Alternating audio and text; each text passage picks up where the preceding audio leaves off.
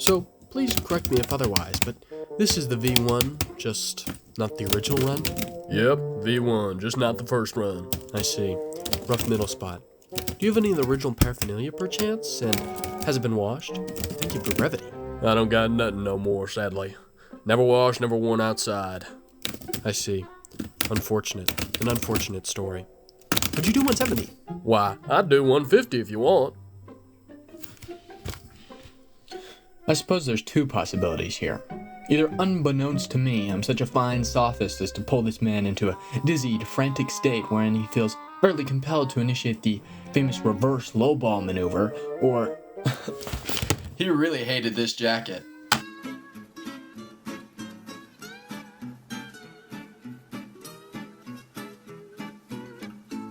While I have this up though, I hope you all know that I studied my engagement statistics in the last video, and I'm starting to suspect you all don't find me that funny skipping my introductory skit like that. But I am a man of the people, so here it is, a no frills, no gimmick, no skit review. And that took willpower because it was 3 weeks before I got this in the mail. Do you know how long? And besides, I feel compelled to be as straightforward as I can out of respect for Michael and the Iron Snail brand. I've yet to see a comprehensive review of this piece, so perhaps it will be appreciated by most as to not muddy the water here, so to say. Along the same vein, Michael's serialization of his own journey is much more captivating, frankly inspiring than I could ever portray, so I encourage you all to watch his playlist instead. You're all safe for now. But I really do hope you're at least narrowly familiar with this piece, because I feel like the best way to understand such is within its status as a first project. This is the first garment ever produced from a first-time clothing company, and, well, frankly, it reeks of it. And this is not necessarily a bad thing, but, well, you'll see what I mean. But before even that, the basics. This here is a 14.5 ounce raw selvage type 3 denim jacket from the Iron Snail company, also known as the Prologue V1. 14.5 ounces is a good weight, pretty squarely in the mid-weight, which is good. Weight is the biggest contributing factor when it comes to the actual durability of your denim, so assuming your normal off-the-rack Levi's is somewhere in between 8 to 12 ounces, this has a little bit more heft without burgeoning into something too beefy, which can obviously cut down on usability during the warmer months. It's just an extra 2 or 3 ounces, so it's not enough to blow you away per se, but, you know, enough to be tad surprising. It's kind of like pizza math, where, you know, 2 8-inch pizzas is still not enough to equate for a 16-inch pizza, because of like math. Point being, you can feel the weight difference side by side, but you know, it's still a comfortable garment from the 70s to 50s, and honestly probably anything 10 degrees higher or lower and you'd still be fine, especially considering on what you're wearing underneath. On that, it's unlined of course, but the cut seems to have layering in mind for most, and we'll get into that. So even in those colder months, you should have some options with wearing a hoodie underneath or something. It's also raw, so it's going to be stiff, maybe even a little bit uncomfortable until your first or second wash. The biggest problem with this is that denim heads, well, they stink. They start to get offended, might even attack if you threaten to wash your jacket more than once a year. So if you want them sick fades, brah, then you better get used to it. Not super insightful, I know, kind of par for the course with raw denim. Same idea with the fact that it's selvage denim. You know what selvage denim is. It retains its self-edge from the natural weaving pattern of a shuttle loom instead of a projectile loom, where the weft is shot through the warp, cut, then stitched back together. Selvage is slower to produce, more expensive, but it's historic, debatably better looking, debatably more durable, it's debatably a lot of things. If you're into selvage, then you're into it and you know it, but if you're not, then all the shots I'm providing of the natural glove schlub and nipple nap don't really mean anything to you. It's certainly nice, there's plenty of character, slub, but not so much nip, but I don't know, I feel like it doesn't blow me away like I think it should. I'm really more into nifty wools and that kind of thing. I feel like you can mostly judge for yourself if this is something you like the look of or not. And if not, then, I mean, I guess you consider something pre-washed, or if you like black, there's the Prologue's Thief, or don't get a denim jacket. Next, there's 2 pockets here, 2 pockets here, 2 pockets here, and that's actually about it. But if you're moving up from a measly 2, 6 is a pretty good number. The inside looks like this, the hardware looks like this, and this is how this, and this looks like on a 6'1", 6'2", 220, 230-ish man in XL. Well, I mean, this is great stuff, but the devil's in the details and the lack of them. We'll go through what's there, what's not, my thoughts on both, and then wrap things up. First, the buttons. Cute. Snails. Silvery. Second, the patch. More snails. Natural leather. White and red. Third, the thread. Orange. Orange. I bring these up successively because I'm not quite sure how they mesh. On the first run of these jackets, each and every button was hand-aged over the course of several arduous hours. The effect here, beyond a very wonderful and well-appreciated touch of personality, was a much darker, brassier looking button. Here you can see an example of that, and how it kind of, maybe a little tiny bit, matches the thread a whole lot better. In fact, I feel just a little bit confused wearing this jacket. You have these big blue, beautiful denim panels that little specks and specks of orange color contrasting highlights throughout, well, all the stitching. And then your hardware, it's silver, a more complementary color to blue. And your tag is this white and red. I mean, I know it matches the selvage ID here, but it just doesn't feel totally cohesive. And I have reason to believe that the Iron Snail kind of agrees with me too, which we'll get to at some point. But still, consider the thread color in general, actually. I, for one, kind of like color contrast to exist within an outfit as a whole, not necessarily a garment. Maybe a totally blue jacket with an orange undershirt if I want to do contrasting colors, but I also don't want to have to feel weird about wearing this totally blue jacket with brown, black, mustard, burgundy, etc. So having to think about the orangeness of the threading or the silveriness of the buttons, I mean, it throws me off just a tiny bit. So I guess it's maybe one thing. I would have appreciated a slightly more subtle thread color, so it would have matched more of my wardrobe or whatever, or at least, matching hardware. And this is to the point where I'm considering doing something about it myself, either hand aging it somehow or going over all the stitching with the dye pen. Or maybe not. After a while, the denim will fade, the thread will a little bit too, and consequently the contrast will fade. The buttons will take on damage in a more brassier, aged look. The patch will move from a smooth ivory to a more tender tan, and maybe after years of actually wearing the thing, I'll be appreciative of the fact that I didn't take shortcuts to achieve the look that I wanted. Maybe. And I know from a distance or to the uncaring eye, these kind of things don't really matter, but if you were purely concerned with the distance or the uncaring eye, then I suspect you would have known if this jacket is for you or not from the first section of this video. On a practical level, the stitching seems fine, about 7 per inch. That's maybe slightly below average according to Google. And especially so compared to some other cheaper jackets that I own. There's also a little bit of fraying near the ends of the corners here and around the buttonholes. I mean, I don't think this takes away from the jacket as a whole, and I'm not really enough of an expert to say whether this is definitively a good, bad, or neutral thing, but I guess they're points of notice. And then the care tag. Nay, this is cute. Though it's right on the edge of the jacket, very visible if you're moving around just kind of normally. You have this big orange flag whipping back and forth. On one hand, this may present a stranger with some sort of mystery and intrigue. On the other, maybe it will blind them with the orange, nearly solar glare. Like I said, I think it's cute, and I think I'm glad it's visible too. Maybe one day I'll forget it on a park bench and some random guy will see it, see the tag, and take it as the opportunity to woo his future suitress. What a beautiful story that would be. But I am never gonna forget this on a park bench. It was like 150. If you want to consider the inside pockets a fine detail, then that's fine by me, but listen, the inside pocket, it's stitched to be in front of the hand warmer pockets. This is nice because it creates a diagonal that definitely makes for a larger pocket, and it seems to save some stitching since it's just built in the seam here, but, well, listen, if I have my hand in the pocket and I have anything else on the accompanying side, right, it just feels a little bit more secure and comfortable if I have this object facing the palm of my hand so I can grasp it or, just have it less in the way, whereas if it's right here on the back of my palm, it just feels claustrophobic. They're hand warmer pockets. I want them to be loose, free-flowing, liberal. I need to be ready to whip my hand out into action at any moment. So, honestly, honest to God, it bothers me. Totally subjective, I know, but if I had the opportunity, I probably would change the layout of the pockets or mirror the inside of the boobie so I don't have to use the pocket. But to be honest, I think that's cheating. And please don't let the layout of the inside pockets affect your purchasing decision that much.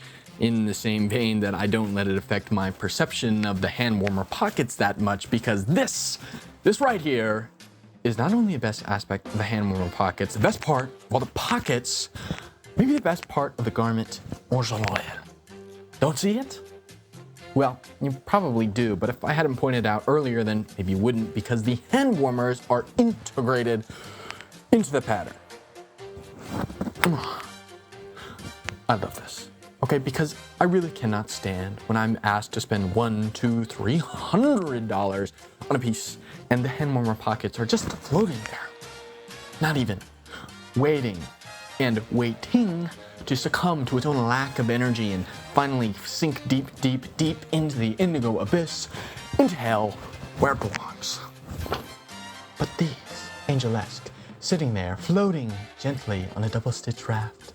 They even have rivet floaties. Now, the only thing about this is that sometimes, maybe every once in a while, it's actually kind of a big pain to put my hands in the pocket. And of course, it's not the fault of the pockets themselves, but the cut. Maybe. It's a little bit better now because the denim is softened up, but especially with a sweatshirt on or even a long sleeve shirt, I get this sort of tightness across the upper arm into the chest. It's obnoxious and it makes it difficult to reach things on a shelf or even tie my own shoes. I'm no seamstress, but I'm pretty sure the culprit for this is too high of an armhole. You can see on me here, the top against my shoulder looks pretty good, but maybe the armpit needs a little bit more room. The effect, at least, is that tightness, and whenever I lift my arm, I kind of take the whole jacket with me.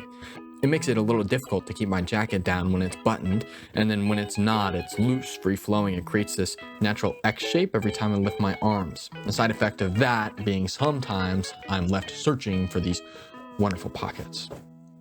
I'm not sure if any possible alterations, like lowering the armhole, opening up the fit, God forbid adding a pleat, would mess too much with the silhouette or the identity of the jacket, but I don't know. In the meantime, I'm stuck here staring at these disturbing orange highways, having to constantly remind myself that this is your fault, Strauss.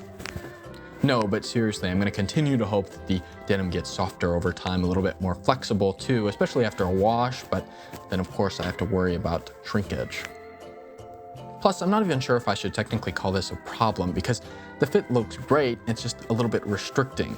And I don't know, it kind of puts me in the position where am I wanting fashion or flexibility? Normally I err on a more utilitarian side of things, hence my request for more subtle threading, but I don't know, it looked good. Maybe I'll just get a second denim jacket.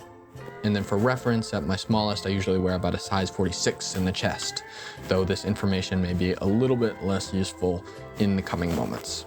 And then finally, if you bought this from Michael and not a pleasant but non-affiliated chap on Poshmark, then you would have received a patch, maybe a handwritten note, a guide to denim care, a little storybook. But you know, I just really don't feel like commenting on that right now. And well, that's about it for the details that are present. What's that mean? Well, essentially there's small but subtle things missing. Important things missing. Things like a locker loop waist adjusters, maybe a slightly larger cut to account for shrinkage or the tightness as described. Similarly, maybe if we change the patch or hardware to be a little bit more in line with the thread color, something more coppery. And frankly, some extra rivets would be nice, etc. These are expressly the little things, yes, but I mean, anybody can take a couple of denim panels, stitch it together, and call it a jacket. It's the details that make it the jacket, right? A special, cohesive, well-thought-out piece from thread to thread. If you spend enough time with nice enough pieces of clothing, you start to notice these little things and where they're present and why in some pieces, and then when they're not, they stop being so little. You get used to a garment, it becomes your friend, you build routine within its conveniences. So when you're trying to hang your jacket up in your designated jacket hanging place, but then you have to fiddle with the collar awkwardly only to get it to dangle there half-heartedly, you notice a missing locker loop. And when these kind of things are missing, they really only signal to me either a lack of care, budget, or experience. But frankly, I don't think the culprit here is a lack of either care or budget. I'd like to make that conclusion on the assumption that Michael is an impassioned, morally upstanding individual who wouldn't want to intend to release a product lacking in detail to the public. But I don't have to assume because I know this for a fact. That little list of details that I just described to you is exactly what was added to the second iteration, V2, of the Prologue jacket. For the same price. With moleskin hand warmers, the denim is a little bit heavier, it's a shorter cut, they open up the fit, extra rivet. Why don't you look like that? This is a roundabout way of illustrating a few encompassing ideas I have about this jacket and the Iron Snail more generally. This is a fledgling company. It's growing, shifting, breathing, living, whatever. Things are going to change, likely improve, but change from piece to piece, garment to garment, iteration to iteration, and that's because in most circumstances there probably is going to be room to improve in between iteration to iteration, piece to piece, garment to garment. So there is a particular chance that you end up purchasing a jacket that, had you waited on, would have come out with a locker loop or waist adjusters or hand warmers, or maybe you end up purchasing a later iteration wishing that you hadn't missed out on hand-aged buttons or a certain patch design, etc. In fact, maybe you don't get any of it because the guy you bought it from on Poshmark decided he was going to keep the jacket, but not actually keep the jacket because he's going to sell it later. Anyways, you can view this as a trade-off, a risk. Do you value novelty and chance an inferior product, or do you value hindsight, not knowing for certain if you would have preferred a second or even first release? See it as a lose-lose. But, I don't know, that feels a little bit pessimistic. On a different side of the same coin, I like to view this jacket as, well, a microcosm of a first piece from a first-time clothing company, but, even more than that, growth, immaturity, a new experience more generally. I said earlier that anybody can take a few denim panels, stitch them together, and make a jacket, but that's not necessarily true, is it? There are hurdles, missteps, a total void of ignorance, because let's be honest, to take something from design to production to manufacturing to shipping out hundreds and hundreds of nice high-quality jackets, where do you even start? Clearly somewhere, because it led right here, it led to this jacket, but I don't know, taking that first step, taking that chance is a virtue, in the same way that having room to improve, taking that second step, is a virtue too. Each piece, variation to variation, improvement or deficit, is just one large step on the grand tail of the Iron Snail, right? Why view that in the most negative light? Why not emulate it, live your life like that? With humility, with the assumption that there will be room to grow, a quiet contentment with the present and appreciation of the long journey that took us to this point to begin with. I, for one, would sure like to wear that message, and it seems as if Michael would too. I think you can probably trust that Michael is going to continue to iterate and iterate and iterate to the end of producing something that is truly far beyond the grade. And if not, I think you can too trust that anything you do receive from the Iron Snail is going to continue to be the ultimate, although contemporary, culmination of an immense amount of passions, effort, reflection, and ultimately a desire to improve. So I think that is my overarching impression of this jacket. One piece of a passion project on the perpetual road to perfection. End. But disregarding all that, it is just a denim jacket, dude. Take a look at it. Do you like it? Okay, great. You knew that before clicking on the video.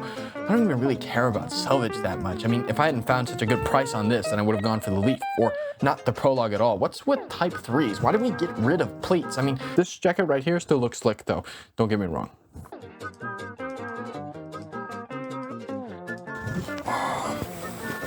Have you all seen the price of those Rode mic systems? Oh my God, $300 for something I could swallow. So this is, oh my God, this is right here. Oh my God, ow, I'm allergic to adhesive, by the way. I recorded this video 3 times. This is the 3rd time I'm taking this off.